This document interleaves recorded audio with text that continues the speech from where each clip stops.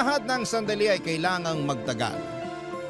May mga oras na sapat na ang isang iglap para maranasan ang mga bagay na matagal na nating inaasam at pinapangarap. Ikaw, kabarangay, ano ang isang bagay na gusto mong maranasan kahit na isang saglit lang? Dear Papa Dudut, kumusta po kayo? Kung ako po ang tatanungin ninyo ay masaya ako ngayon kaya ako nagpadala ng sulat sa inyo. Masaya dahil naalis na sa puso ko ang isang butas na matagal ko nang dinadala. Isang butas na nagbigay sa akin ng labis na pangungulila at kalungkutan. Ngayon ay napuna na ang butas na yon pero ang kapalit nito ay isang probation mula sa korte dahil sa isang kasalanang ginawa ko. Habang sinusulat ko ang sulat na ito ay kakatapos ko lamang sa probation na ipinataw sa akin matapos akong makagawa ng isang krimen. Pero bago ko ikwento sa inyo ang buong detalye ay nais ko munang magpakilala. Tawagin niyo na lamang po ako sa pangalang Glory, 28 years old. Lumaki ako sa isang mahirap at malaking pamilya. Siyam kaming magkakapatid, Papa Dudut. Panglima ako at katulad ng mga kapatid ko ay wala rin akong tinapos. Hanggang grade 6 lang ako noon, street sweeper lang kasi ang nanay ko samantalang basurero naman ang tatay ko. Kaya wala sa priority nila ang edukasyon. Sa aming siyam, dalawa lang ang nakapagtapos. Ang panganay na anak na maaga ring nagkapamilya at ang pangalawang anak na kinalimutan na kami simula noong nagkaroon siya ng maayos na buhay. At para makatulong sa mga magulang ay naging taga-silbi ako sa isang karinderya. 14 years old lamang ako noon pero batak na ang katawan ko sa mga mabibigat na trabaho. Maghapon akong naguhugas ng mga pinggan at pinaglutuan. Ako rin ang nagsisilbing serbedora na taga-abot ng pagkain sa mga customers at tagalinis ng kanilang pinagkainan. Sa paglipas ng panahon, ay unti-unti akong natutong magluto hanggang sa naging tagaluto na rin ako sa karinderyang yon, Papa Dudut.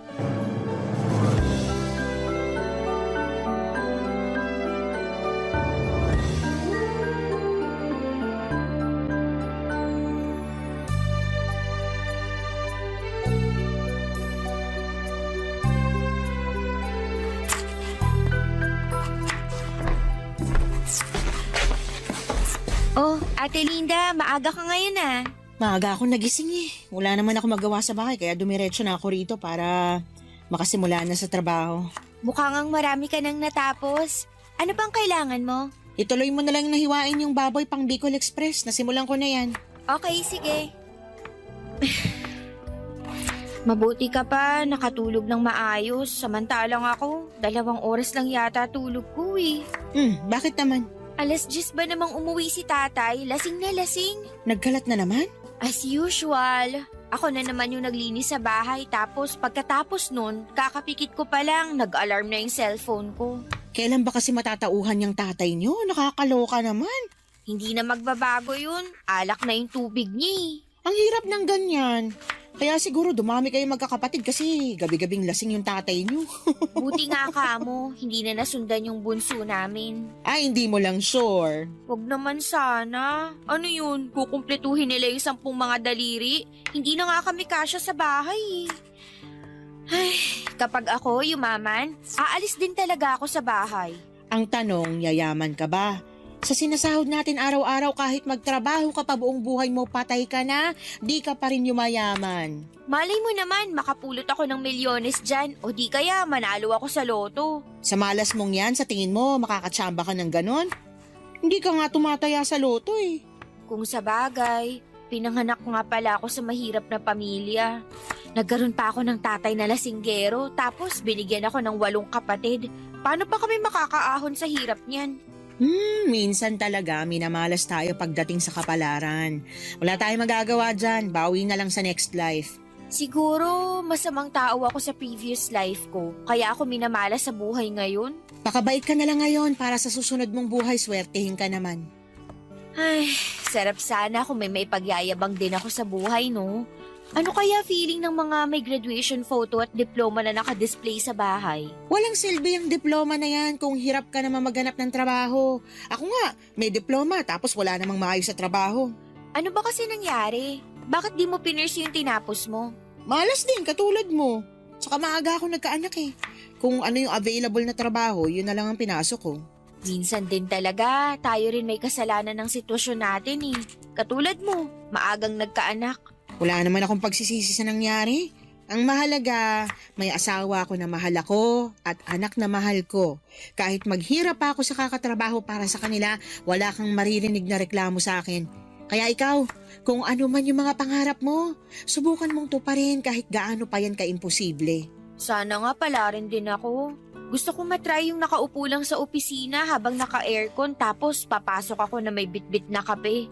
Gusto ko magsuot ng mga branded na damit. Gusto kong magpatayo ng sariling bahay para sa mga kapatid ko. Gusto kong makapunta sa ibang bansa. Basta, ang dami kong pangarap na sana maibigay sa akin balang araw. Alam ko na, may naisip akong solusyon para maranasan mo yung mga bagay na yan. Ano? Humanap ka ng AFAM! Sira ulo ka. Gusto mo makaahon sa kahirapan, di ba? AFAM ang sagot dyan. Ay nako, ewan ko sa'yo. Parang pangarap din yan na mahirap din abutin eh.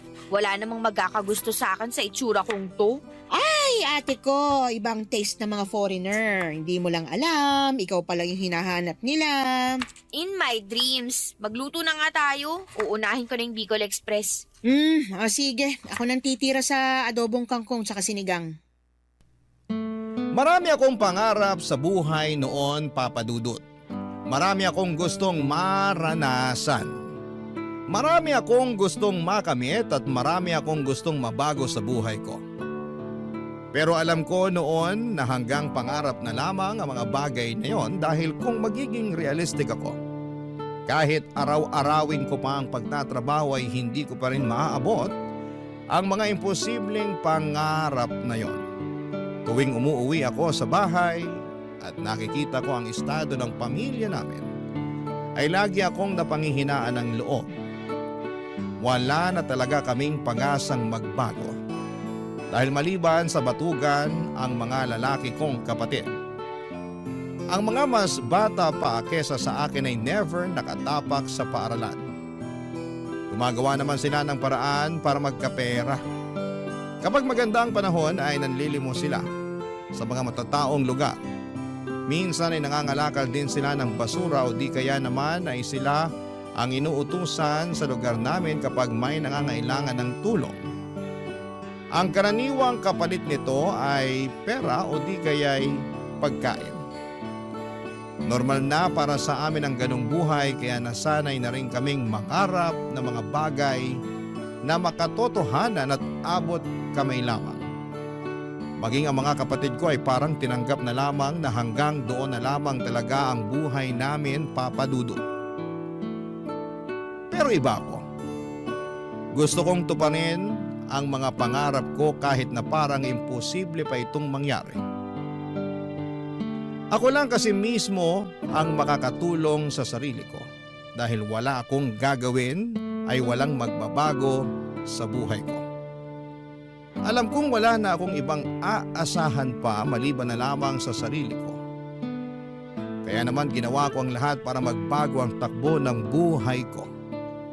Kahit na magsimula lang ito sa maliit na hakbang, Papa Dudut.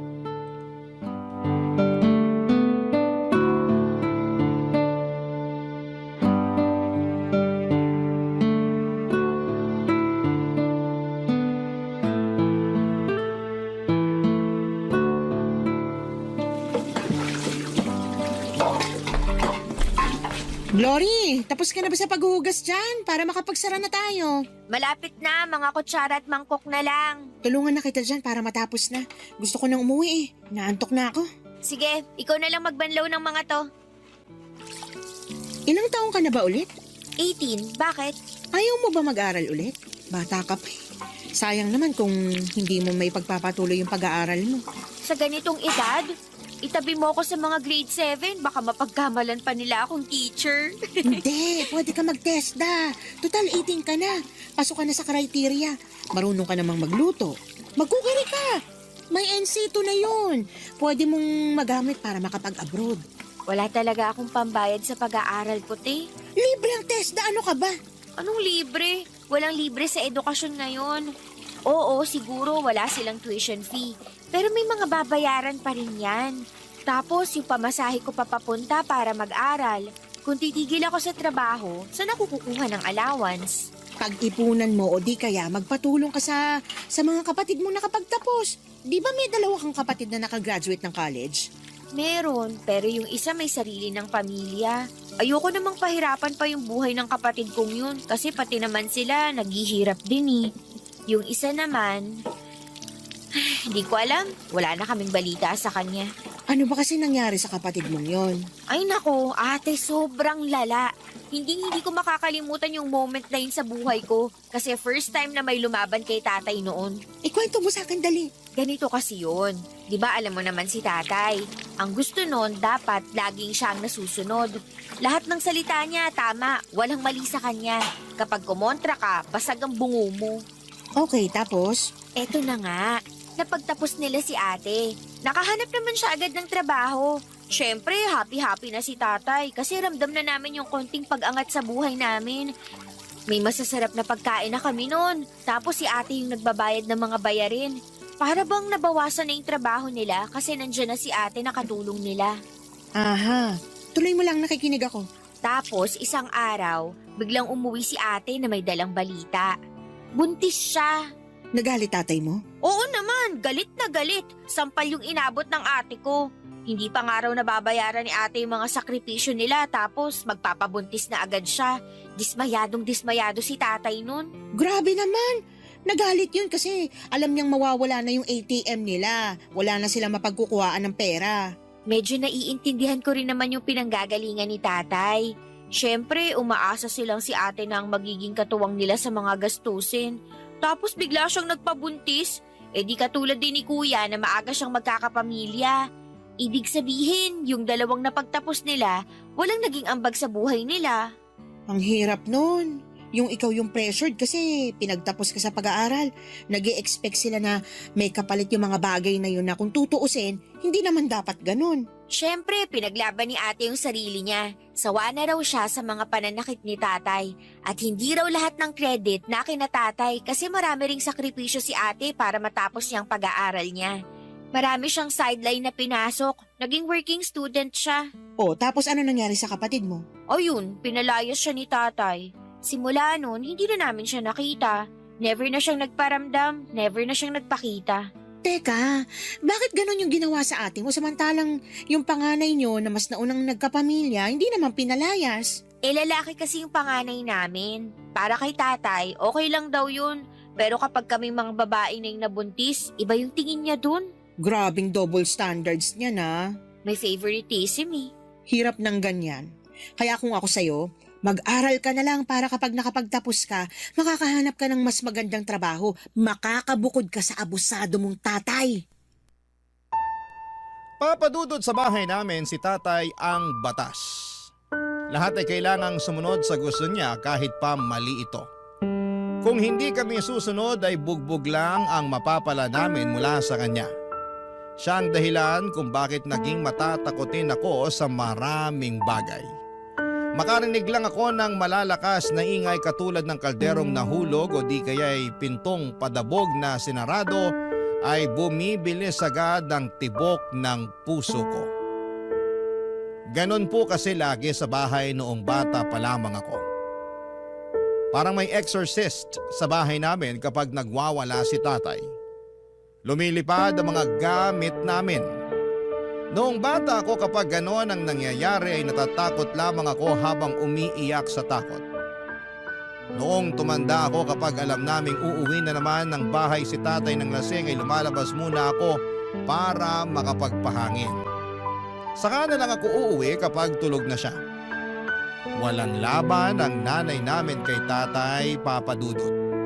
Siya ang karaniwang punching bag ni tatay noon kapag galit siya. Kung bakit siya galit dahil hindi raw niya magawa ng maayos ang trabaho niya bilang padre de pamilya. Sawa na raw siya sa pagiging mahirap at ang tanging ginagawa niya ay para ilabas sa mga hinanakit na yon ay ang mag-inom at magwala sa bahay. Malinaw pa sa mga alaala ko noon kung paano pinalayas ni tatay ang kapatid ko. Sobrang broken ako noon dahil isa si ate sa mga paborito kong kapatid. Siya ang laging nagbibigay ng pera sa akin noong bata pa lamang ako. Lagi niya ako nililibre ng pagkain. Noong pinalaya siya ay parang nawala na rin ako ng kakampi sa buhay. Papa Dudut, hindi ko maintindihan noon kung bakit gano'n na lamang ang galit ni tatay sa ate ko noong nabuntis siya. Pero noong lumaki ako ay gets ko na ang lahat, lalo na noong ako na rin mismo ang umuwi sa bahay na may dalang balita. Papa Dudut. Barangay Love Stories. Barangay Love Stories. May boyfriend ako noon, Papa Dudut. Nagtatrabaho siya bilang isang mekaniko. Katulad ko ay hindi na rin siya nag-aaral. High school lang ang tinapos nito, 16 years old lamang siya noon, samantalang ako naman ay 18 years old. Una ko siyang nakita noong kumain sila ng mga katrabaho niya sa karinderya namin. Sa sumunod na araw ay pasara na kami noong humabol siya para kumain. Dahil maraming natirang ulam noong araw na yon ay nagboluntaryo akong pagsilbihan na lamang muna siya dahil alam kong madadatnan ko na naman si tatay sa bahay ng lasing. Pinauna ko na noon si Ate Linda at ako na ang nagsarado ng karinderya. Habang kumakain, nagkwentuhan kami tungkol sa buhay-buhay. Wala na siyang magulang at ang nagpalaki sa kanya ay ang tito niya na siyang nagmamay-ari ng maliit na auto repair shop sa lugar namin. Simula noon ay sa karinderya na siya araw-araw na kumakain. Mabilis na gumaan ang loob ko sa kanya dahil lagi niya akong kinukumusta noon, Papa Dudut. First time ko lang magkaroon ng kakilalang tao na concern sa kapakanan ko. Never akong tinanong ng mga magulang at kapatid ko kung kumusta ako. Tanging siya lang ang nangungumusta sa akin. Kalauna niligawan niya ako at sinagot ko naman siya, Papa Dudut. Ang boyfriend ko na ang naging takbuhan ko kapag puno ako ng problema. Kapag masyadong makalat ang pag-iisip ko, pumupunta ako sa bahay nila para magkaroon ng kasangga. Naging tago ang relasyon namin ng boyfriend ko, Papa Dudut. Alam ko kasi na kapag nalaman ni tatay na may boyfriend ako ay magagalit siya. Ganon kasi ang nangyari sa pang-anim kong kapatid. Noong nalaman niyang may boyfriend ito ay binugbog niya hindi lang ang kapatid ko kundi pati na rin ang boyfriend nito. Tumagal ang relasyon namin ng 7 buwan hanggang sa isang araw, napansin ko, Papa Dudut, na unti-unting may pagbabago sa katawan ko.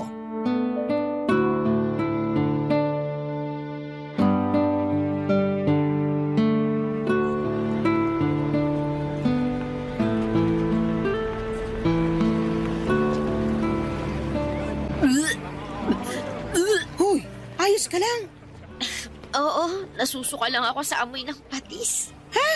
Ang tagal mo na nagtatrabaho dito. Ngayon ka pa masusuka sa amoy ng patis? Tsaka patis lang yan. Ewan ko ba, bigla na lang naging sensitive yung pang-amoy ko. Yung mga malalakas ang amoy, bagoong, pabango, pati amoy ng sigarilyo. Kapag nakakaamoy ako noon, bigla na lang sumasama pakiramdam ko. Kailan nagsimula ito? Halos isang buwan na rin siguro. Ano pang nararamdaman mo maliban sa pagiging sensitive ng pang-amoy mo?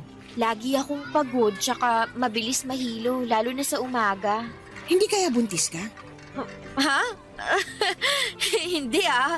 Bakit naman ako mabubuntis? Morning sickness yung nararamdaman mo. Sintomas yan kapag buntis ang isang tao. Ganyan ako nung nagbuntis ako eh. Ate, wag mo akong tinatakot ng ganyan. Hindi kita tinatakot, seryoso ako. Na-try mo na bang mag-pregnancy test? Hindi. Hindi ko alam kung paano yun eh. Subukan mo para malaman natin kung ba't ka nagkakaganyan. O di kaya, Magpunta ka sa health center. Magpa-check up ka doon. Libre lang yun. Natatakot ako. Paano kung buntis nga ako? Kung buntis ka, wala tayong magagawa. Kagagawan mo yan eh. Sabi ko naman sa'yo, mag-ingat ka. Maingat naman ako. Talaga ba? Magkakaganyan ka ba kung nag-iingat ka? Ay naku, Glory, ang bata mo pa para magkaroon ng anak. 19 ka pa lang, di ba? Paano mo bubuhayin yung anak mo na yan? Hindi yun yung problema ko kundi si tatay. Baka mapatay ako noon kapag nalaman niyang buntis ako. Ikaw naman kasi. Alam mo naman na sobrang stricto ng tatay mo. Aware ka na nga sa mga consequence tapos ganyan pa ginawa mo. Hindi ko naman to ginusto eh. Hindi mo ginusto o baka hindi mo lang inaasahan? Kasi magkaiba yon. Alam mo, Glory, lahat ng mga desisyong ginagawa natin sa buhay may kaakibat na bunga yan. Nagkaroon ka ng boyfriend, ginawa nyo kung ano man yung ginawa nyo. Ngayon, yan ang bunga. Tapos anong kahihinat na ng pagbubuntis mo? Magagalit sa iyo yung tatay mo. Tapos ano? Palalayasin ka rin tulad ng ginawa niya sa ate mo. Sinasabi ko pa naman sa sarili ko na hindi ko gagawin yung ginawa ni ate. Paano ko niyan ngayon? Natatakot ako, Ate Linda. Baka palayasin din ako ni tatay. Hindi ka ba matutulungan ng nanay mo? Wala namang laban si nanay kay tatay eh. Lagi lang siyang nakasunod sa mga desisyon ng tatay namin. Kumpirmahin mo muna kung buntis ka nga talaga. Saka mo nalang problemahin yung mga bagay na yan kapag alam na natin kung ano talagang estado mo. Paano kung buntis nga talaga ako? Anong gagawin ko niyan? Alam ko yung takot na nararamdaman mo ngayon. Normal lang yun. Normal lang malito o malungkot pero hindi mo kailangang harapin to ng mag-isa. May boyfriend ka naman, hindi ba? Magtulungan kayo. Eh paano kung pati siya hindi niya alam gagawin niya? Ilang taon na ba tong boyfriend mo? 16. Naku, Diyos mio. Ang babata niyo pa.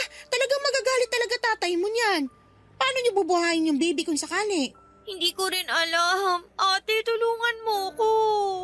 Ay, limitado lang yung maitutulong ko sa'yo. Pero wag kang mag-alala. Hindi kita pababayaan. Tutulungan kita sa abot na makakaya ko. Salamat, ate. Basta, magpa-check up ka muna para alam natin ginagawa natin. Hihingi ako bukas ng day off kay boss para makapunta ako sa center. Mabuti pa para malaman agad natin kung buntis ka ba talaga o hindi. Hala, sige, ako na dyan. Doon ka na nga lang sa mga plato, magpunas ka. Tsaka ihanda mo na rin yung mga kubyertos. Sige, pero ate, kung sakali mang buntis talaga ako, pwede bang isikreto na lang muna natin to? Oo naman. Magtiwala ka lang sa akin. Wala makakaalam ng sikreto mo.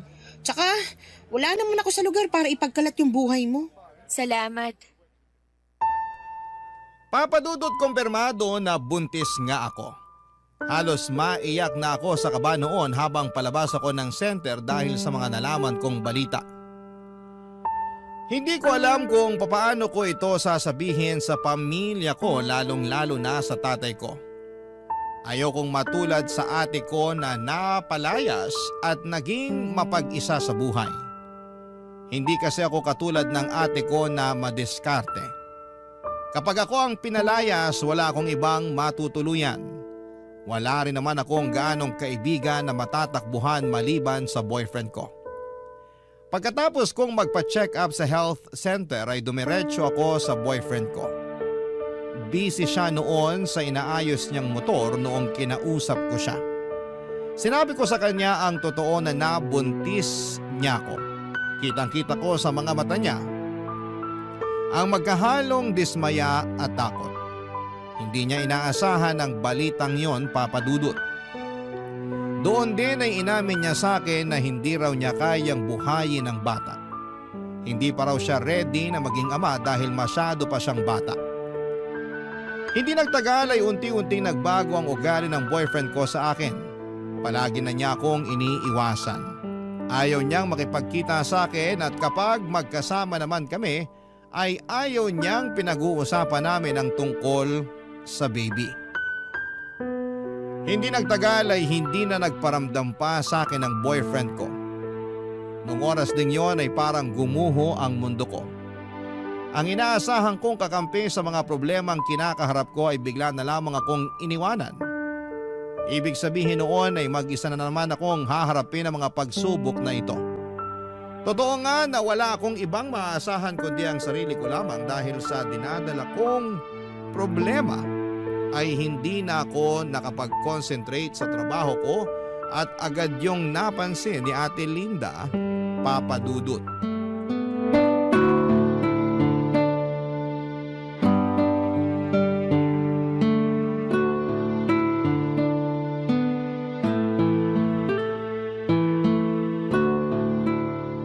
Hoy, Glory! Anong ginagawa mo? Papalitan ko lang po tong tubig sa water dispenser. Wala nang laman. Ako na dyan! Ano ka ba? Bawal magbuhat ng mabibigat na bagay ang buntis. Itabi mo na yan. Ako na magpapalit yan mamaya. Ganun ba? Hindi ko alam eh. Magsain ka na lang ng kanin para mamayang gabi. Paniguradong dito na naman kakain yung mga taga-construction. Sige, dadalawahin ko na ba? Isa na lang muna. May laman pa naman yata yung malaking rice cooker eh. Oo, meron pa. Isa na lang muna. Gamitin mo yung maliit. Oh, nga pala. Wala na ba talagang paramdam yung boyfriend mo? Wala na. Parang di na ako kilala nung taong yun eh. Bata pa kasi kaya walang pananagutan. Pero dahil siya ang ama, nasa batas yan na dapat suportahan niya yung bata ano man ang mangyari. Hindi naman ata nasusunod yung batas na yan eh. Kaya maraming lalaki dyan na anak ng anak tapos kayang iwan yung mga anak nila kasi wala namang nangyayari dyan sa child support na yan. Sa bagay, totoo naman. Sa bahay niyo, wala naman silang napapansin tungkol sa'yo. Wala. Ganun kami sa bahay eh. Walang pansinan kaya mahihirapan silang malaman na buntis ako. Hindi nga nila ako makumusta eh. Di madali lang pala itago yung tiyan mo kung sakali. Kaso, ang problema ko kapag nanganak na ako, paano natin itatago yung bata? Yun ang totoong problema. Willing naman akong kupkupin kayo ng anak mo kung sakali pero pansamantala lang yun. Ipalaglag ko na lang kaya to hanggat maaga pa. Hoy, gusto mo bang mapunta sa impyerno?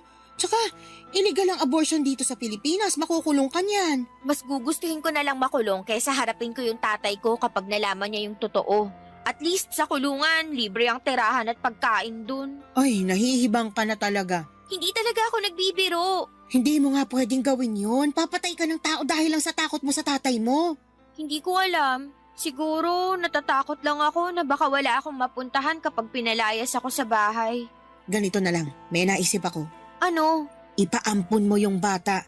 Marami mag-asawa dyan na naghahanap ng batang aampunin. Mas maganda yun kasi hindi mo lang bibigyan ng chance yung bata na mabuhay.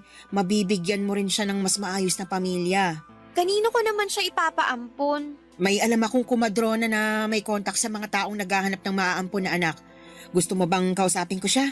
Sige, mas maganda yun. Ipapaampon ko na lang yung bata. Pero sigurado ka na ba dyan?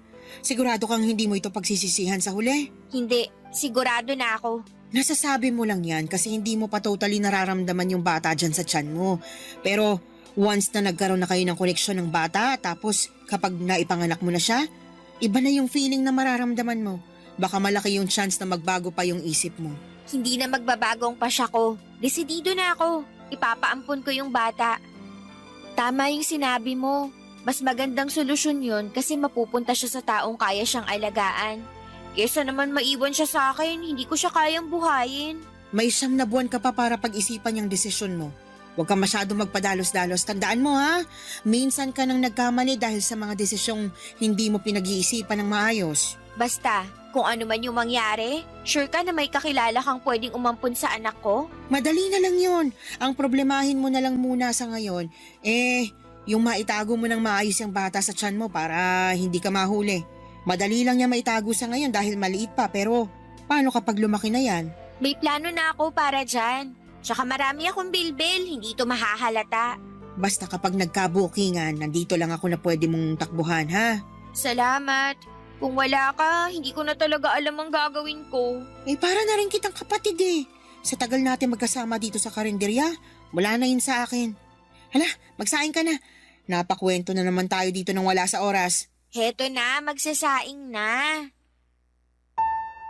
Ganon na nga ang ginawa ko, Papa Dudut.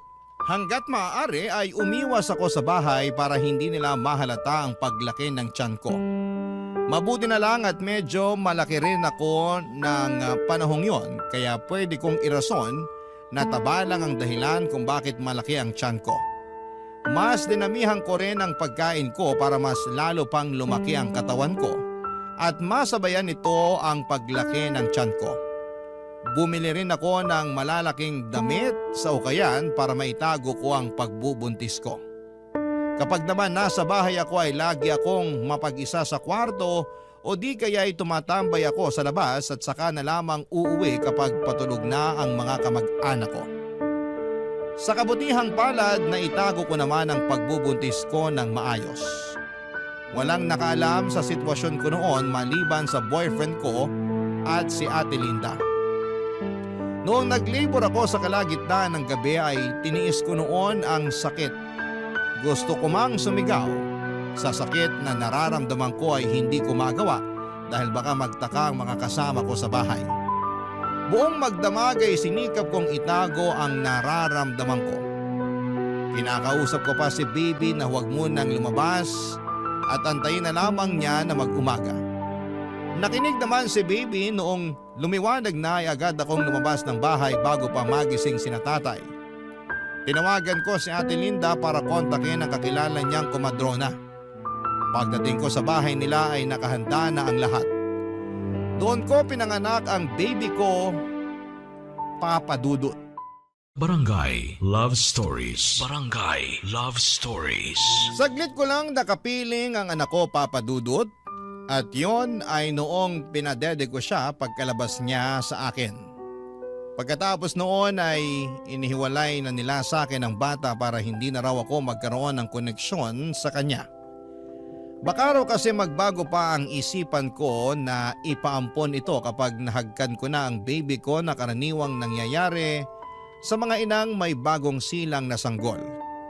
Bago kinuha sa akin ang anak ko ay napansin ko na may balat ito sa mukha niya sa ilalim ng kanyang kanang mata. Itim ito at mapusyaw na parang mapa ng Palawan. Napanaginipan ko pa yon noong nakatulog ako pagkatapos kong manganak. Pagkagising ko ay wala na sa bahay nila si Ate Linda at ang baby. Ang sabi sa akin, agad daw nilang tinawagan ang mag-asawang gustong umampon sa anak ko. Pagkarating nila ay inuuwi na nila ito kapalit ang paunang bayad sa bata. Saka ko na lang daw makukuha ang kalahati ng bayad kapag legal na nilang naampon si baby. Hindi ko alam pero nakaramdam ako ng kaunting kalungkutan noong nalaman kong wala na ang baby ko. Matagal ko pong inihanda ang sarili ko para sa bagay na yon dahil yun naman talaga ang plano. Pero iba pala ang feeling kapag nangyari na ito. 9 na buwan ko ring nakasama ang baby ko at ngayong wala na siya sa piling ko ay para bang napakalaki ng nawala sa akin. Simula noong araw na yon ay hindi na nawala sa puso ko ang lungkot na nararamdaman ko, Papa Dudut.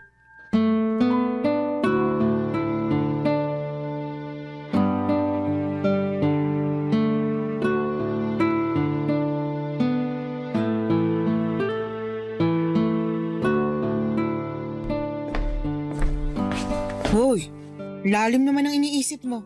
Ba't ka nakatunga nga dyan? Halika na, kumain na tayo. Ang tagal mo kasi, kanina pa kita inaantay. Inantay ko lang yung huling customer na makaalis para makapagsara na tayo. Gusto mo ba to? May natira pang bistek. Sa'yo na lang yan. Alam kong paborito mo yan eh. Okay na ako dito sa adobo. O sige, ikaw bahala. Kumusta na kaya yung baby ko? Ba't mo naman iniisip yan ngayon? Wala lang, curious lang ako. Sigurado akong nasa maayos ng kalagayan yung anak mo ngayon. Nakita mo yung umampon sa baby ko? Oo, sinamahan ko yung kumadrona nung sinundo nila yung baby. Alam mo ba kung anong pangalan nila?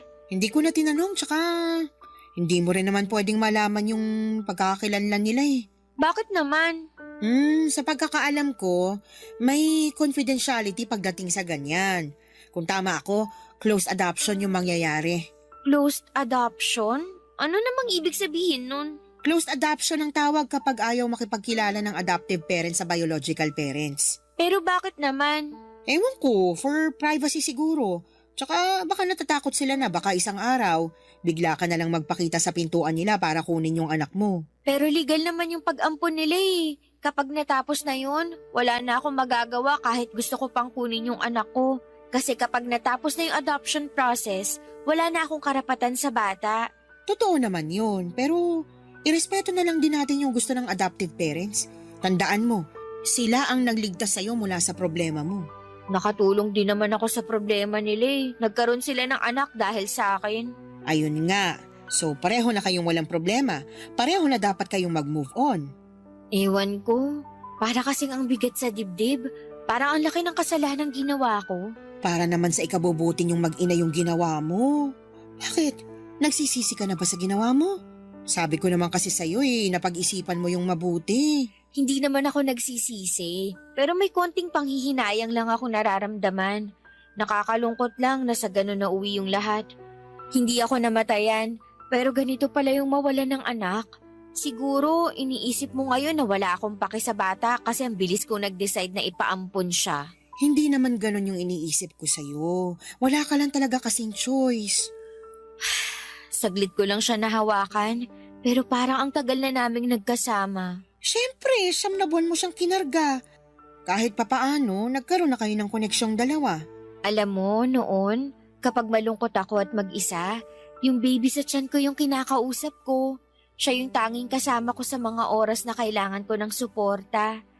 Kung dumating lang sana siya kung kailan ready na ako, na kaya ko nang ipaglaban ang sarili ko, siguro hindi ako mawawala ng anak. Kasong aga niyang dumating eh. Matuto ka na lang sa nangyari. Wala man lang kaming picture sa isa't isa. Ang bilis din kasi ng mga pangyayari. Nung nanganak ka, tinawagan na agad nung kumadrona yung mag-asawa. Pero siguro, mas makakabuti na rin yun para mabilis ako makalimot kung sakali. Tama, mas maganda nga yun. Alam mo, ate, kung hindi nawalay sa akin yung anak ko, siguro papangalanan ko siyang Elias. Uy, in fairness, ang ganda ng pangalan na yan. Ano kayong pangalan binigay nila sa anak ko? Ay nako, Glory, kung ganyan laging tumatakbo sa isip mo, hindi mo magagawang mag-move on. Palayain mo na yung anak mo.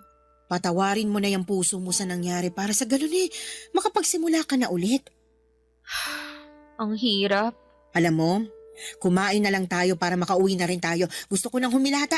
Feeling ko, kailangan mo lang ng tulog para mawala na yung bumabagabag sa isip mo. Papadudot ng anak ako ng walang nakakaalam maliban kay Ate Linda.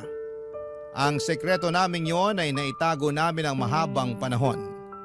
Mabilis na dumaan ang mga taon at kahit nawala man sa isipan ko ang tungkol sa anak ko ay nanatili pa rin siya sa puso ko. Kahit na taon na ang lumipas ay hindi pa rin nawala ang butas sa puso ko. Pakiramdam ko ay hindi ako buo dahil alam kong may kulang sa akin. May lagi akong hinahanap na hindi ko mawari kung ano. May mga pagkakataon noon tuwing dapit hapon at papalubog na ang araw. O di kaya ay tuwing gabi kapag tahimik na ang paligid ay nakakaramdam ako ng labis na kalungkutan at pagkalumbay. Noong mga panahong yon ay hindi ko alam kung ano ang rason kung bakit ako nakakaramdam ng ganon. Dala-dala ko ang emosyong yon hanggang sa tumanda na ako, Papa Dudut. Noong mga panahong yon ay wala na ako sa karinderya at bumukod na rin ako mula sa mga magulang ko. Nagtatrabaho na ako noon bilang tindera ng milk tea at shawarma sa tapat ng isang eskwelahan. Katulad ng buhay ko noon, nanatili akong mahirap. Ang mga pangarap ko noong bata ko ay nanatili na lamang na pangarap. Alam kong hindi ko na maaabot ang mga bagay na yon at tanggap ko na kung anuman ang buhay na meron ako. 7 buwan pa lang ako sa trabaho ko noon nung isang grupo ng kabataan ang tumambay sa shop namin. Isa sa mga batang nakaagaw ng pansin ko dahil sa balat nito sa mukha. Katulad ito ng balat ng baby ko. Parang mapa ng Palawan. Parang nakaramdam ako ng lukso ng dugo noong time na yon. Bumilis ang tibok ng puso ko at parang naging emosyonal ako. Kamukha niyang ex-boyfriend ko mula sa mata at hugis ng kanyang ulo at kuhang-kuha niya ang mukha nito. Hindi man ako sigurado pero alam kong siya yung anak na ipinaampun ko, Papa Dudut. At yon ay kinumpirma ko noong bumisita si Ate Linda sa shop, Papa Dudut.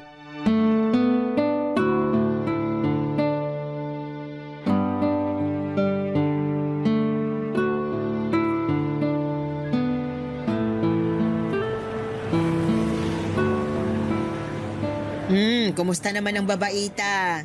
Oh my gosh, Ate Linda! Long time no see! Anong ginagawa mo rito?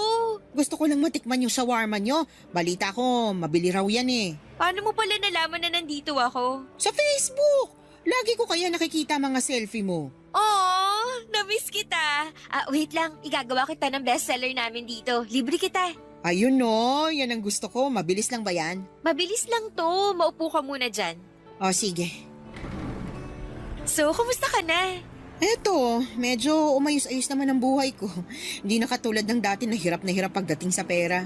Sana all, may asawang promoted. Congrats pala.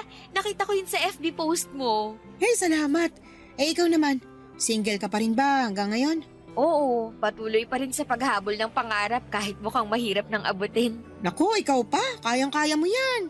Heto na yung merienda mo. Tikman mo, masarap yan. Salamat. Alam mo ate, may kukwento ako sa'yo. Ano yan? Naaalala mo pa ba yung anak ko noon na pinaampon natin? Oo naman, naalala ko pa siya. Bakit mo na itanong? Nakita ko yung bata. Talaga ba? Paano mo naman nalaman na siya nga yung anak mo? Basta naramdaman ko na lang. Diba alam mo naman yung feeling ng ina kapag nakita yung anak nila? Ganon yung naramdaman ko. Lukso ng dugo? Oo, parang ganon. Paano ka naman nakakasiguro na siya nga yung anak mo? Sa lawak ng Metro Manila? Sa dami ng mga tao dito? Ang swerte naman kung bigla na lang kayong pinagtagpo ng tadhana. Naaalala mo yung balat sa mukha ng baby ko? Ganon na ganon yung balat ng batang nakita ko. Nakausap ko siya isang beses. 9 years old na raw siya. Sakto yun sa edad ng baby na pinanganak ko noon. Wala ka pa ring pruweba na yun nga yung anak mo. Meron. Siya mismo nagkwento sa akin na hindi siya totoong anak ng mga magulang niya. Ganon daw ka-honest yung mga magulang niya sa kanya, kaya habang bata pa, inamin na nila yung totoo. At paano mo naman nalaman yung mga bagay na yan? May tiwala sa akin yung bata. Sukoy ko kaya silang magkakaibigan dito. Nako, Glory ha, hindi ko gusto kung saan papunta tong usapan na ito. Bakit naman? Masaya lang ako na makita yung anak ko na nasa mabuti siyang kalagayan. O tapos, kung anak mo talaga siya, anong gagawin mo ngayon?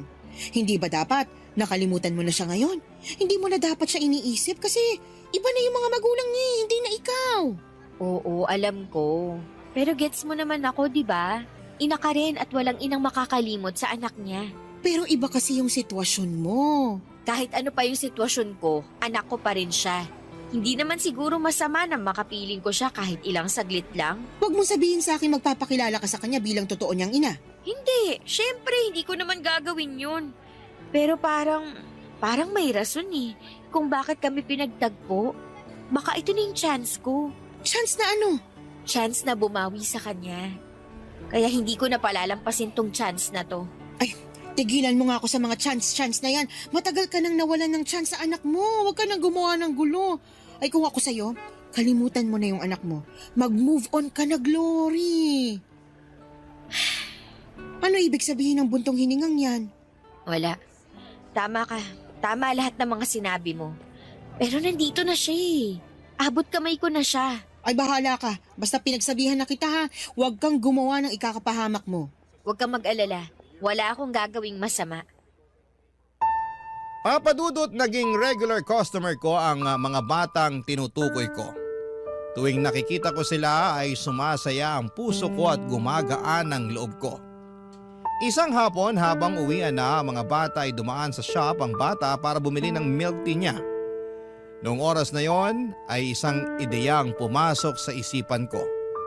Inimbitahan ko siya na maglaro sa parke at nabanggit kasi niya na never pa siyang nakakapunta sa park dahil sobrang busy ng mga magulang nito para ipasyal siya. Pumayag ang bata na sumama sa akin at iniwan ko ang shop sa katrabaho ko at sumaglit kami sa pinakamalapit na parke. Pagkatapos maglaro ay nagpunta kami sa isang fast food at binili ko siya ng ice cream. Isang bagay na malimit din daw ibigay sa kanya ng mga magulang niya. Halos 3 oras din kaming nagkasama, papadudot. At sa mga oras na yon ay napakasaya ng puso ko.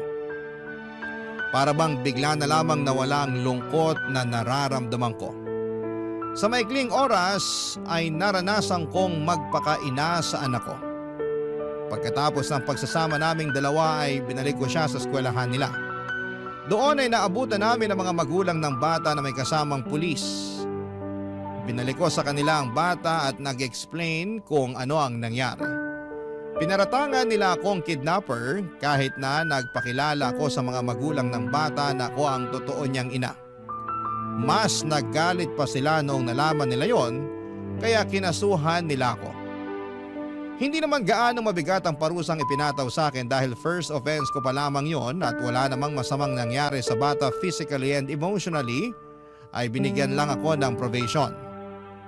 Pinagbawalan din akong lumapit sa bata at magpakita sa kanya. Sinunod ko ang lahat ng yon nang walang pag-aalinlangan. Ang mahalaga ay nasubukan kong makasama ang anak ko at nalaman kong nasa mabuti siyang kalagayan at maganda na ang buhay nito. Pagkatapos ng probation ay lumipat ako ng trabaho at tirahan. Nagsimula ulit ako. Pero sa pagkakataong ito ay magaan ang loob ko dahil unti-unti ko na ring napapatawad ang sarili ko. Dito na po nagtatapos ang sulat ko, Papa Dudut. Maraming salamat po. Ang inyong forever kapuso at kabarangay, Glory. Anong say mo sa Barangay Love Stories na ito? Pagkwentuhan natin sa comment section yan. Ang mga kwento ng pag-ibig, kwento ng buhay, at kwento ng pag-asa dito sa Barangay Love Stories. Love Stories. Kung kayo ay bubuo ng pamilya, dapat ay magkasama kayo ng iyong kapareha sa hirap at sarap. Hindi yung sa hirap mo lang siya gustong makasama at sa sarap ay maghahanap ka na ng iba. Ikaw kabarangay, gaano ka ba kaloyal sa iyong kinakasama? Dear Papa Dudut, may mga tao na todo-todo magmahal. Yung bang binansaga na silang martir dahil hindi nila magawang bitawan at iwanan yung taong iniibig nila. Pero sila rin yung mga tao na matiisin at mapagpasensya. Yun bang kahit paulit-ulit nang sinaktan ay nahahanap pa rin sa kanilang puso ang magpatawad. Hanggang ngayon ay naniniwala pa rin ako na kahit kailan ay hindi kahinaan ang magmahal. Bago po ang lahat ay tawagin niyo na lamang po ako sa pangalang Lala, 33 years old, taga Sariaya, Quezon. Pero dati ako nagtatrabaho at tumira sa Pasig. Programa ninyo, Papa Dudut, ang tumulong sa akin upang magkaroon ng libangan o mga panahong huminto na ako sa pagtatrabaho dahil nagkaanak na kami ni Roy. Nagkakilala kami taong 2019 noong nag-factory worker ako sa pinagtatrabahuhan niya, kung saan delivery truck driver naman siya. Tulad ng ibang love story ay mabilis kaming nagkapalagayan ng loob. At dahil pareho naman kaming single ay naging madali sa aming mapalapit sa isa't isa. Noong nabuntis ako ay tinira niya ako sa bahay ng nanay sedes niya. Pangako sa akin ni Roy na pag-iipunan niya ang pambukod namin. Umasa ako sa sinabi niya pero nagtatlong taong gulang na lamang ang anak namin ay hindi pa rin kami nakaalis sa poder ng nanay niya, Papa Dudut.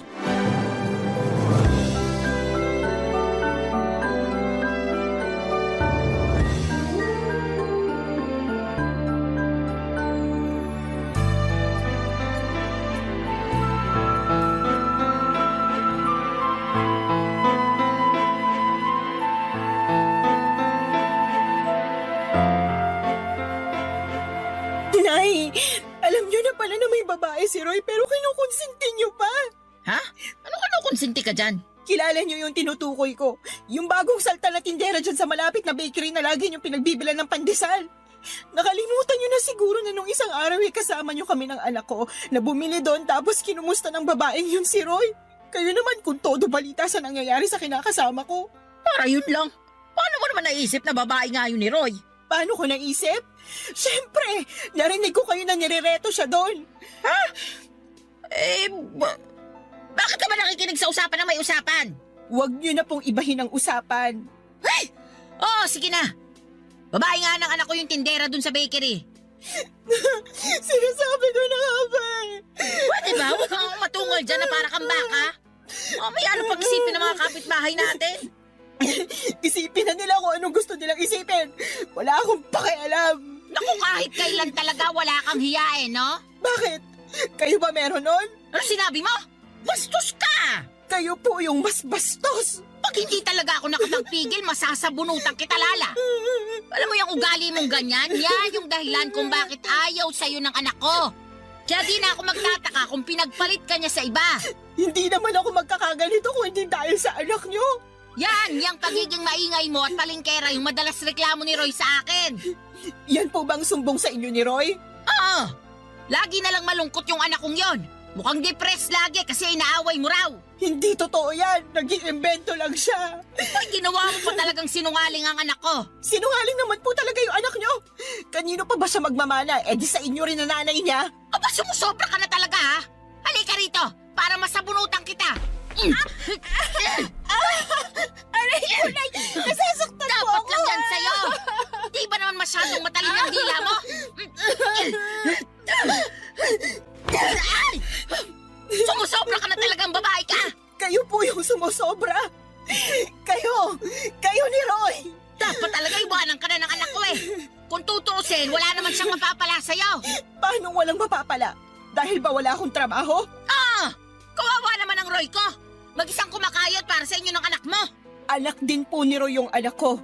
Apo nyo rin po, kaya ano po ba pinagsasasabi nyo dyan? Basta! Simula nang dumating kayo sa pamamahay na to, parang bumigat na ang pamumuhay namin. At kasalanan niyo yun. Kayo talaga ang malas sa buhay namin. Kaya huwag ka nang magulat kung isang araw, iwanan ka na ng anak ko. Papadudot mag-isang anak na lalaki ng biyanang kong babae si Roy, kaya naman mahal na mahal niya ito. Bunso rin ito sa 3 magkakapatid. Ang 2 ate ng kinakasama ko ay may sarili ng pamilya at wala na sa poder ng nanay nila. Laging sinasabi ni Roy na nagdadalawang isip siyang umalis sa bahay nila dahil daw maiiwang mag-isa ang biyanang ko. Pero nahihirapan akong makisama sa ugali ng nanay niya na likas ang pagiging taklesa at pakialamera. Oo, may mga araw na magkasundo kami pero mas lamang pa rin yung hindi kami magkasundo. At kapag nangyayari yon ay mas pinipili ko na lamang na manahimik dahil nga nanay pa rin siya ng kinakasama ko. Pero sa isip ko, papadudot, ay gusto ko pa rin bumukod kami para magkaroon ako ng peace of mind. Kaya lang nang dahil sa pambababae ni Roy at pangungonsinti ng nanay niya ay bigla akong nakaramdam ng pag-aalinlangan sa dibdib ko. Sa totoo lang ay 2 taon pa lang ang anak namin noon ay napansin ko na ang panlalamig sa akin ng kinakasama ko. Siyempre bilang babae ay meron tayong instinct na baka may iba na siyang kinakalokohan. Inoobserbahan ko lang si Roy dahil ayoko ma-stress masyado sa kanya. Magaling ang mister ko, kumbaga sa kriminal ay marunong siyang magtago ng mga ebidensya. Pero wala namang lihim na hindi nabubunyag at nadagdagan lang ang sama ng loob ko sa pangungonsinti ng nanay niya. Kaya nga hindi ko na napigilang sumabog ng araw na yon at manibugho, papadudot.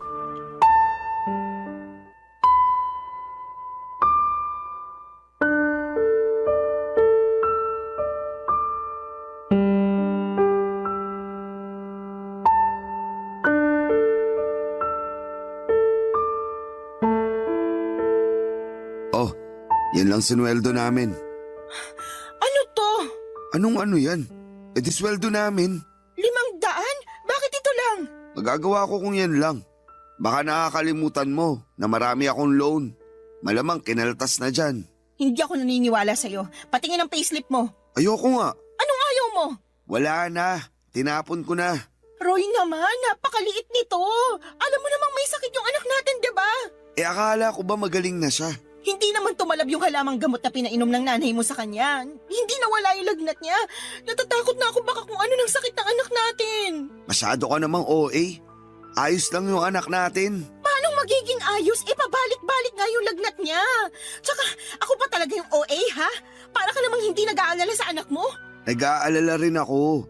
Pero anong magagawa ko kung yan lang ang sinahod ko? Pagkasyain mo na lang.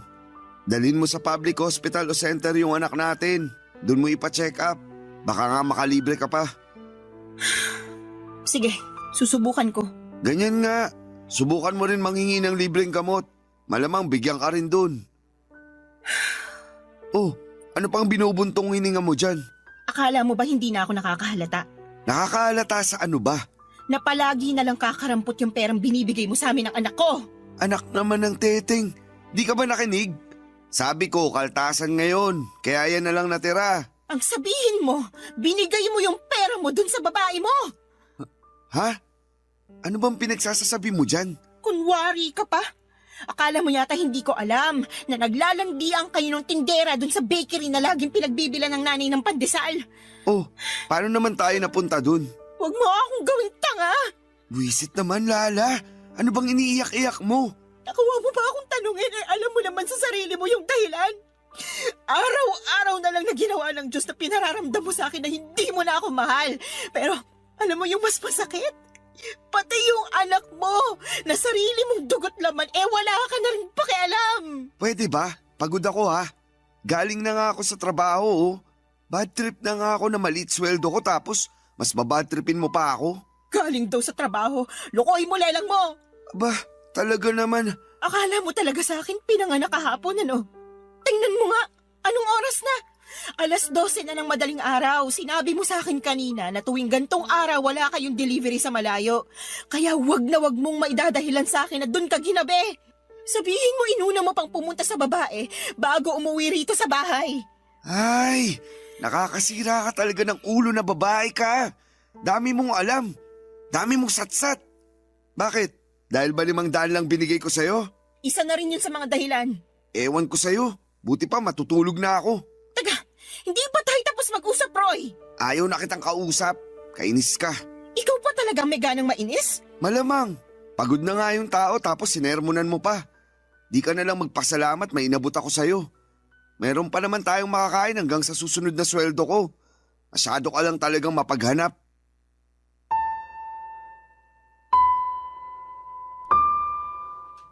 Papadudot kahit na hindi aminin ni Roy na may iba siyang babae ay ramdam ko na meron talaga.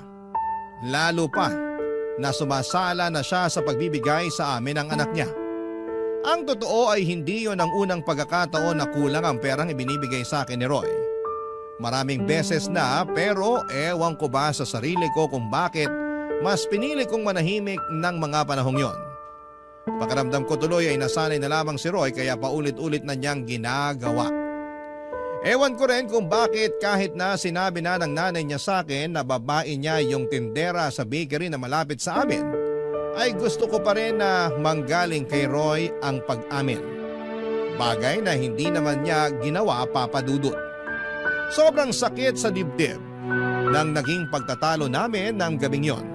Hindi ko rin naman siya pinatulog kahit nagsabi na siyang pagod na siya. Dahil gusto ko siyang umamin sa akin na may babae nga siya. Kaya naman lumabas na lamang siya sa kwarto at narinig kong nagsumbong siya sa nanay niya, Papa Dudut. Pagkalipas ng ilang minuto ay kinatok ako sa kwarto ng biyenan ko at tinawag palabas. Noong nasa sala na kami ay doon niya ako sinermonan. Marami siyang sinabi na mga masasakit at hindi maganda sa akin, Papa Dudut. Halimbawa na noon ay masyado raw akong mapaghanap samantalang hindi naman ako ang nagtatrabaho. Sinabi rin niya na kung totoong may pinagkakagasosang ibang babae si Roy ay kasalanan ko naman daw dahil hindi na ako kaakit-akit sa paningin ng asawa ko. Ininsulto na naman niya ang katawan ko na masyado raw mataba kaya nagawa akong ipagpalit, Papa Dudut. Barangay Love Stories. Barangay Love Stories. Papa Dudut, akala ko ay kaya kong patawarin si Roy sa pambababae niya. Ang akala ko ay magagawa kong magpakamartir alang-alang sa binuo naming pamilya. Ang akala ko ay kaya kong isantabi na may kahati kami sa kanya pero hindi pala. Nasusuka ako sa isiping may sinisiping siyang iba bukod sa akin at nagagalit ako dahil wala siyang pakialam sa amin ng anak niya. Paulit-ulit niya akong tinatarantado. Alam din ng mga dati naming katrabaho at malapit kong kaibigan sa factory ang pagiging malapit ni Roy sa mga babae. Since hindi na ako nagtatrabaho doon ay silang nagbabalita sa akin kapag may kinakalokohang babae ang kinakasama ko. Ilang beses na rin nila akong ni-real talk na hiwalayan ko na si Roy. Pero hindi ko pa kaya. Dahil nga sa ayokong masira ang pamilya namin. Bukod doon ay ayoko ring lumaking walang kinikilalang tatay ang aming anak, Papa Dudut.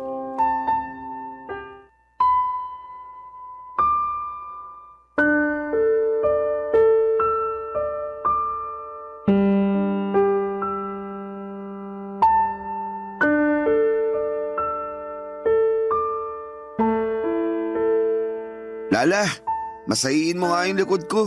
Sakit na eh. Busy ako. Anong busy? Tulog naman anak natin. Ano pa bang gagawin mo? Marami. Magsasampay pa ako ng mga damit natin. Akala ko naman tapos ka na maglaba. Hindi pa. Kasi pinakain ko pa't pinatulog yung anak natin. Mabuti sana kung tinutulungan mo ko kaso hindi naman. Pagod ako.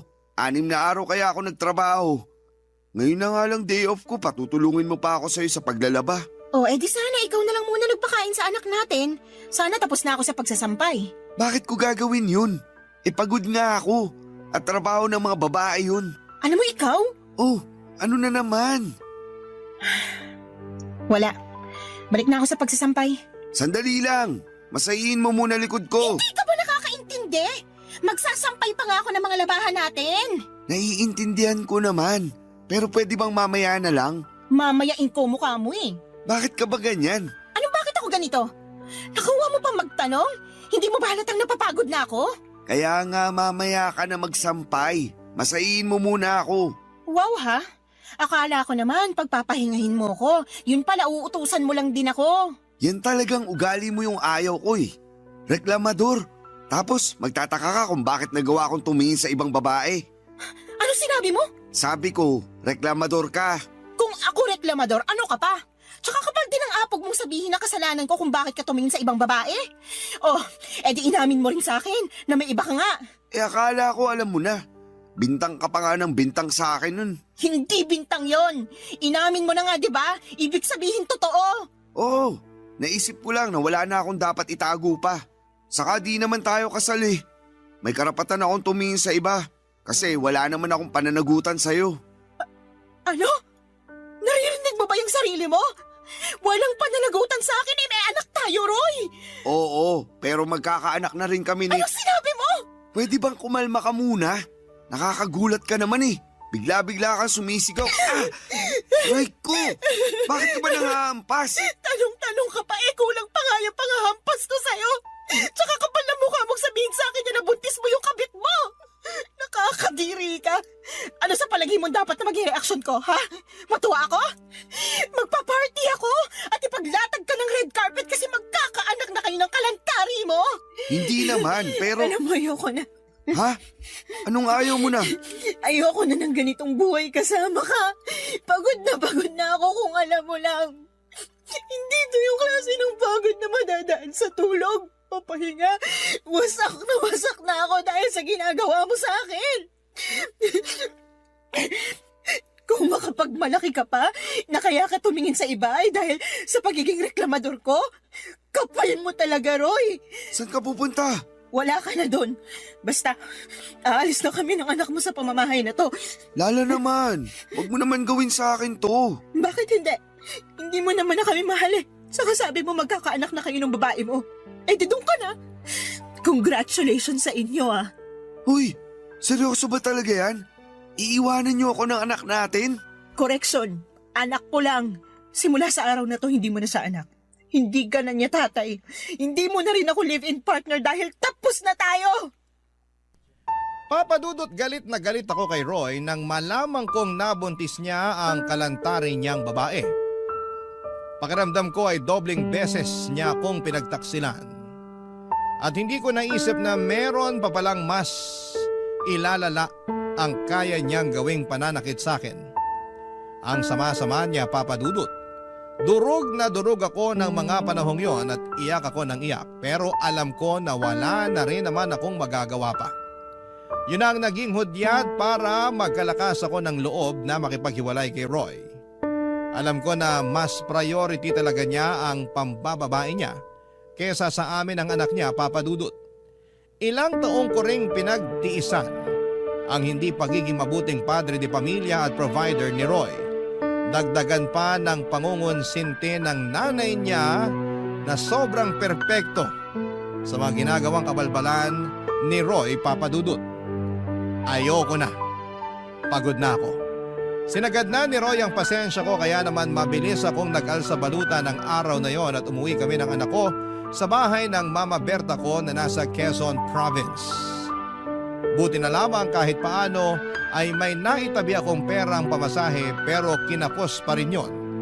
Kaya nagpasundo na lamang ako kay Mama sa terminal ng bus, Papa Dudut.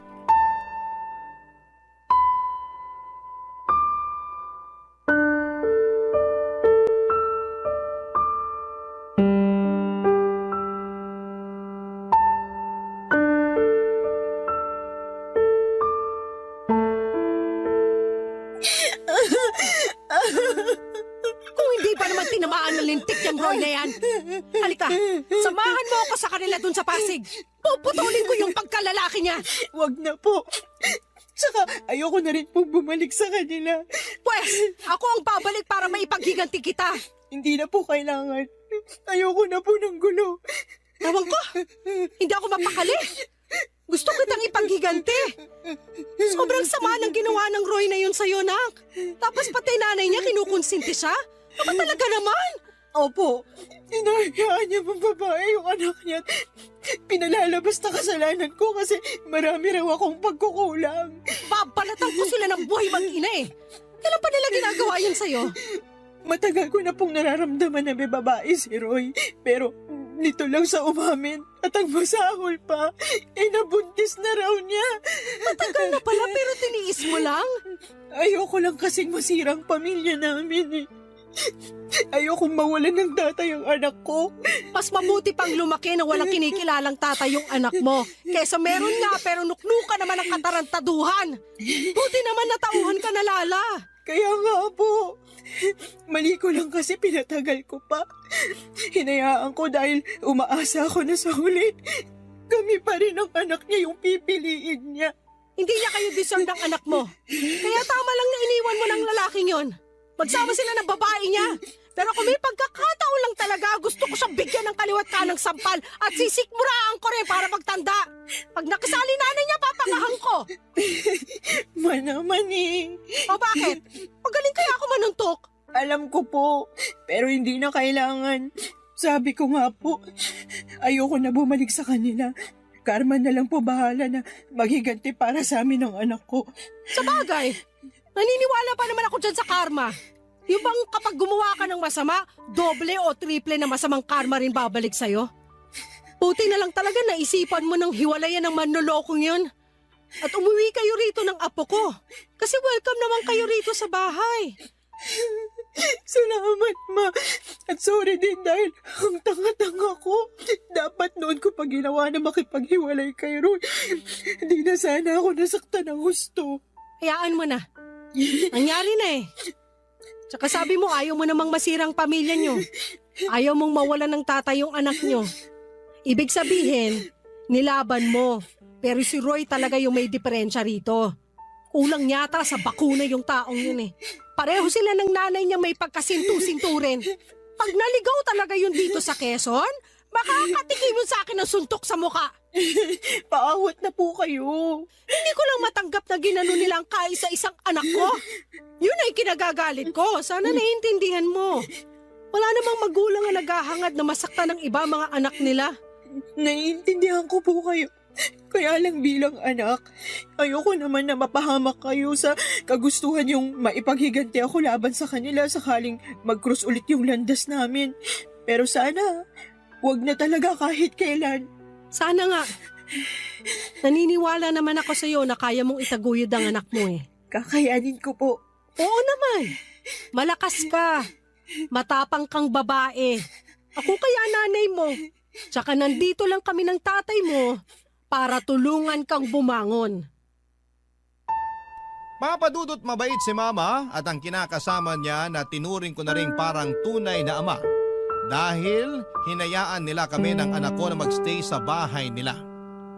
Matagal na panahon na rin simula nang umalis ako sa Sariaya para hanapin ang kapalaran ko sa Maynila. Doon ako nakapagtrabaho at nakapagrenta ng maliit na apartment bago ko nakilala si Roy. Wala akong kapatid at wala rin namang anak ang mama ko sa tatay-tatayan ko at tanging pagtitinda lamang ng mga gulay at prutas sa may tabing kalsada ang pinagkakabalahan nila. Kaya naman masayang-masaya sila dahil umuwi kami ng anak ko. Sa paglipas ng mga araw ay sinabi ko sa sarili ko na gusto ko na lang mag-focus sa pag-move on kay Roy at intindihin ang anak ko. Kaya nga kahit masakit, mahirap at nakakatakot ay sinimulang kong umusan. Butit nandyan ang mama ko na Papadudot. Barangay Love Stories. Barangay Love Stories. Papadudot, mabilis na lumipas ang 2 buwan. Masasabi ko na gumanda na ang disposisyon ko sa buhay at oo, nandun pa rin yung kirot at panghihinayang para sa pangarap kong pamilya na kasama si Roy. Pero iniisip ko na lamang na baka hindi talaga kami ang tinadhana para sa isa't isa.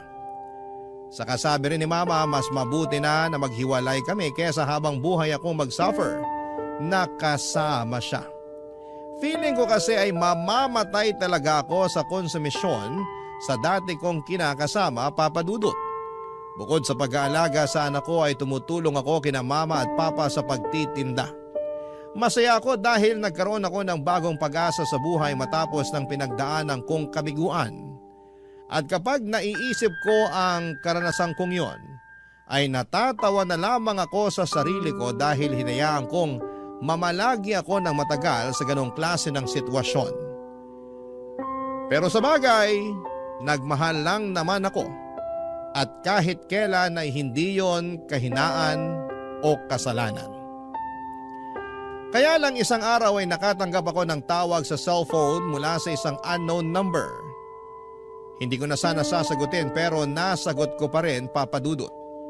Ganon na lamang ang gulat ko nang ang nanay ng dati kong kinakasama na si Roy ang nasa kabilang linya. Binalita niya sa akin na may sakit daw ang anak niya at kailangan nito ng tulong at pag-aalaga ko.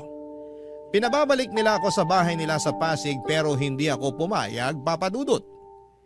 Binabaan ko ng cellphone ang nanay ni Roy at makaraan lang ang 3 araw ay gulat na gulat ako nang pumunta siya sa bahay namin sa Sariaya, Quezon.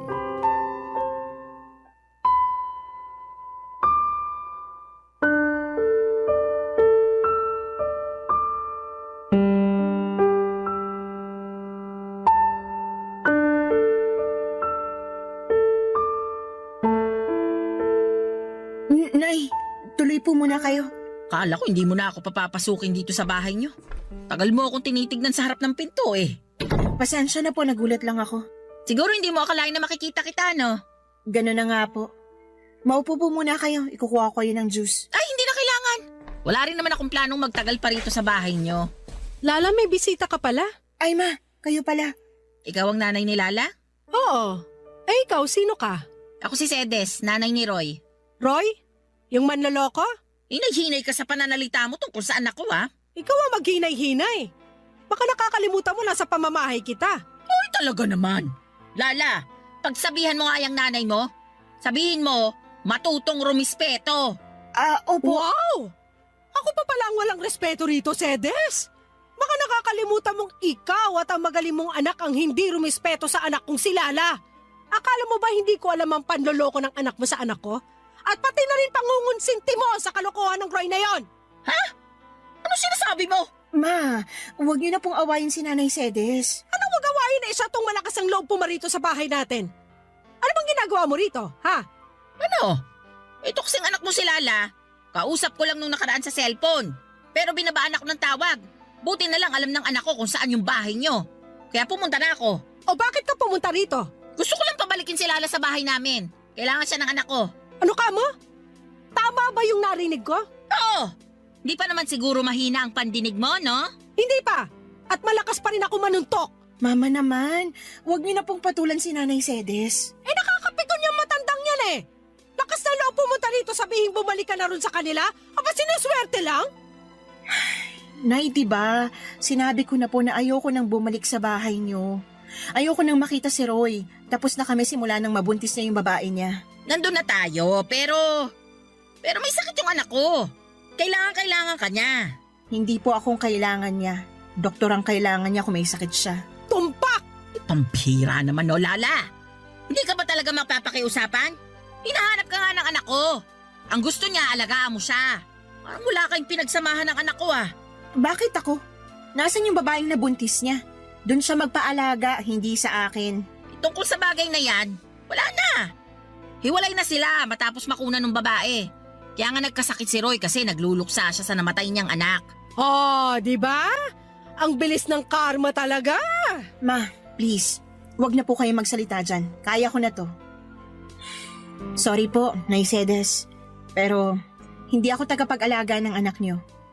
Oo, nakakalungkot yun nangyari sa baby nila ng babae niya. Pero labas na po ako doon. Hiwalay na kami ni Roy, tapos na kami. Wala na rin akong responsibilidad sa kanya. Papadudot galit na galit ang nanay ko na pinaalis ang nanay ni Roy sa bahay namin. Pero syempre naawa pa rin ako sa kanya dahil magulang lang din siya. Na nag-aalala sa kanyang anak, kaya lang ay desidido na akong hindi bumalik sa bahay nila para alagaan ang dati kong kinakasama. Tama na kami ni Roy at hiwalay na kami. At hindi rin naman ganong kadaling kalimutan ang mga ginawa niya sa akin pati na rin ang nanay niya. Sa isip ko ay napaka-unfair nila kasi pag sa hirap ako ang gustong kasama. Pero kapag sa sarap ay iba. Nakakagalit at alam kong hindi ko yon deserve. Kaya nga pinagdasal ko na lamang na sana'y gumaling si Roy sa kanyang karamdaman pero wala na akong plano na bumalik sa buhay niya. Masaya na ako kasama ang anak ko at ang mga tao na totoong nagmamahal at nagpapahalaga sa akin. Mabilis na lumipas sa mga araw at paulit-ulit pa rin akong tinetext ng nanay ni Roy na puntahan ko siya sa bahay nila para alagaan si Roy. Kesyo, hinahanap daw ako ng anak niya pero wala na akong pakialam pa. Kinatagalan ay tumigil na rin si Nanay Sede sa pagte-text sa akin. Siguro ay nagsawa na din o di kaya ay tinanggap na lamang niya ang desisyon ko.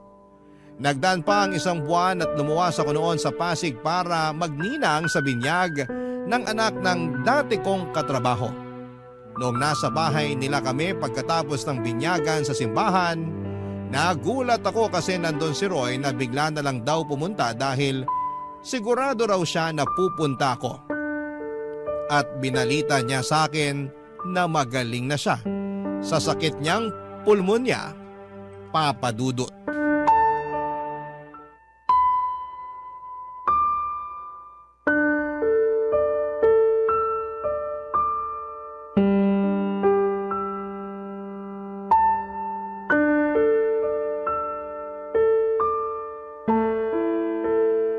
Alam mo, panira ka ng araw eh. Sorry na. Surihin mo mukha mo. Nagpunta ako rito para makita mga dati kong katrabaho, hindi ikaw. Alam ko naman yun pero ito na lang yung paraan na naisip ko para makausap ka. Hindi mo na rin kasi sinasagot yung mga text at tawag namin sa'yo ni nanay. Ay, sorry ha. Hindi ko na rin natatanggap. Nakablock na kayo sa akin. Ang kulit nyo kasi mag-ina eh. Hindi mo na ba talaga kami mapapatawad? Yung nanay mo, napatawad ko na. Pero ikaw, hinding-hindi. Lakas ng tama mo, no? Nakuha mo pa talagang itanong sa akin ang bagay na yan? Umaasa pa rin kasi ako na magkakabalikan tayo. Siraan na lang ang tuktok ko pag binalikan pa kita. Pero may anak tayo. May karapatan pa rin ako sa bata. Hindi ka naman nagpakatatay sa anak natin eh. Ayaw mo nga na alagaan siya, di ba? Dami mo pa nung dahilan, kesyo pagod ka. Nagawain ko yun kasi babae ako. Nakakapikong ka na. Kaya nga nagbabagong buhay na ako. O, anong gagawin ko sa pagbabagong buhay mo? Lala naman, wag mo naman gawin sa akin to. Gagawin ko kung anong gusto kong gawin. Ikaw nga, ginawa mo lang din noon yung gusto mo eh. Alam ko naging siraulo ako. Alam ko marami akong pagkukulang sa inyo ng anak natin. Pero pinagsisisihan ko na yun lahat. Hindi mo na ba ako pwedeng patawarin? Hindi mo na ba ako pwedeng bigyan ng pangalawang pagkakataon? Binibigay lang ang pangalawang pagkakataong sinasabi mo sa mga taong deserving. Pero ikaw, hindi ka kasama sa mga taong yon, Roy. Huwag ka nang umasa na makikipagbalikan pa ako sa'yo dahil matagal na tayong tapos. Maawa ka naman sa akin oh. Naawa ka ba sa akin nung niloko mo ako? Naawa ka ba sa akin nung pinagmukha niyo kung pangit ng nanay mo para lang makonsinti ang pambababae mo? Hindi naman, di ba? Kaya sabihin mo, bakit ako maaawa sa'yo? Mabuti pa umalis ka na. Lala naman, huwag mo akong paalisin. Anong wag paalisin? Eh, hindi ka naman imbitado rito. Tsaka sinisira mong araw ko, nakakainis ka na. Gusto ko lang naman mag-sorry sa'yo. Wala nang magagawa yung sorry mo, hindi na ako makikipagbalikan sa'yo. Gusto mo bang lumuhod ako? Ano? Sige, luluhod ako. Tumayo ka nga dyan, nakakahiya ka. Wala akong pakialam kahit na nakakahiya pa tong ginagawa ko. Pero desperado na ako. Gusto kong magkabalikan tayo. Gusto kong magsimula ulit tayo ng panibagong buhay. Gusto ko na ulit magpakatatay sa anak natin. Tumayo ka na dyan, sabi eh. Tatayo lang ako kapag pumayag ka ng bumalik sa akin. Di wag kang tumayo dyan. Bahala ka sa buhay mo. Iwanan na kita. Sandali lang! Roy, napipik ko na talaga ako sa'yo ah. Isa pang pangungulit mo sa barangay na tayo mag-uusap. Sinabi ko na sa'yo na hindi na ako makikipagbalikan sa'yo. Pagod na ako sa relasyon natin. Ayoko na ulit mangunsumi sa'yo. Ngayon, kung totoo nga na nagbago ka na, eh di mabuti. Pero hindi ibig sabihin doon na natatapos yung mga kasalanan mo sa akin. Kung alam mo lang kung gaano kalalim yung sugat sa puso ko na kagagawan mo. Sana hindi na lang kita nakilala noon. Sana hindi na lang kita minahal.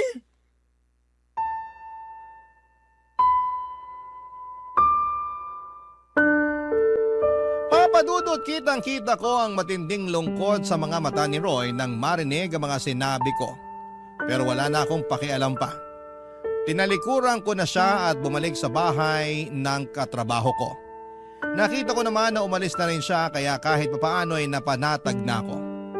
Kaya lang ay aminado ako na hindi ko na na-enjoy ang araw na yon dahil sa pag-eksena ng dati kong kinakasama. Bukod doon ay nanginginig pa ang katawan ko sa engkwentro namin. Pero wala akong pinagsisihan na tinanggihan ko ang pakikipag-ayos niya sa akin. Kung noong nagkasakit siya ay nagawa ko siyang tiisin. Alam ko sa sarili ko na magagawa ko ulit yon. At hanggang sa kasalukuyan ay masaya ako sa desisyon kong tuluyang makipaghiwalay na sa kanya, Papa Dudut. At ang huling balita ko ay nag-resign na raw siya sa pabrika na pinagtatrabahuhan niya. At hindi ko na alam kung ano na ang nangyari sa buhay niya. Basta sa ngayon ay focus na lamang ako sa sarili ko at sa aking anak. Maraming salamat po, Papa Dudut, sakaling mapili po ninyong basahin ang istorya ng buhay ko. Sana po'y kinapulutan po ito ng aral at inspirasyon ng mga kabarangay natin na huwag manatili sa mapang-abusong relasyon. Matuto tayong piliin ang ating sarili. Huwag tayong magpakamartir. God bless po sa inyong istasyon and more power, Papa Dudut. Ang inyong forever kapuso at kabarangay, Lala. Barangay Love Stories. Barangay Love Stories. Anong say mo sa Barangay Love Stories na ito? Pagkwentuhan natin sa comment section yan. Nagustuhan ng iyong napakinggan? Ituloy yan via live stream sa www.gmanetwork.com/radio. In Mega Manila, 97.1